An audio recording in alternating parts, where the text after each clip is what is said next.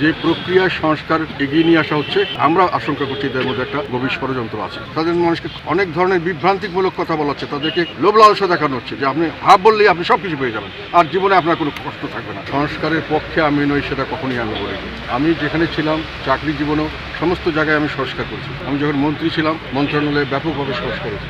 আমার নেতা আলহাজ হোসেন মোহাম্মদ এরশাদ বাংলাদেশের ইতিহাসে শ্রেষ্ঠ সংস্কারক হিসেবে এখনও আমি মনে করি সবাই তাকে গ্রহণ করবে। তাই সংস্কারের বিপক্ষে আমরা নই, কিন্তু আমরা মনে করছি যে প্রক্রিয়ায় সংস্কার এগিয়ে নিয়ে আসা হচ্ছে, এই প্রক্রিয়ার মধ্যে আমরা আশঙ্কা করছি এদের মধ্যে একটা গভীর ষড়যন্ত্র আছে। তারা যেগুলো বলেছেন সংস্কারের মধ্যে এর অনেকগুলো হয়তো আমি মানি, অনেকগুলো মানি।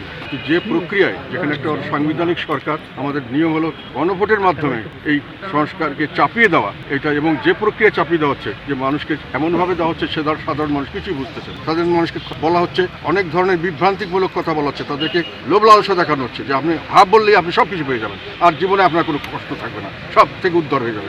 এগুলো কথা সত্য নয় এবং এগুলো কথার মধ্যে ফাঁক আছে। এবং এইভাবে প্রচারণা করে ওনারা কি করতে চাচ্ছেন, যেহেতু দেশে এখন একটা নির্বাচন চলছে, সংসদ নির্বাচন হওয়ার পরে সেই নির্বাচিত সংসদ সদস্য এবং নির্বাচিত সরকার তারাই যে কোনো ধরনের সংস্কারের দায়িত্ব থাকবেন এবং সেটাই হলো নিয়ম আমাদের দেশের, যে কোনো দেশের নিয়ম।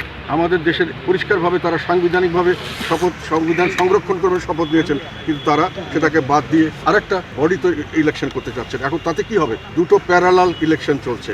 একটাতে গিয়ে সংসদ নির্বাচিত হবে, সংসদ সদস্য নির্বাচিত হবে, আরেকটাতে গিয়ে ওনারা হ্যাঁ ভোটকে জয় করার জন্য চেষ্টা করছেন।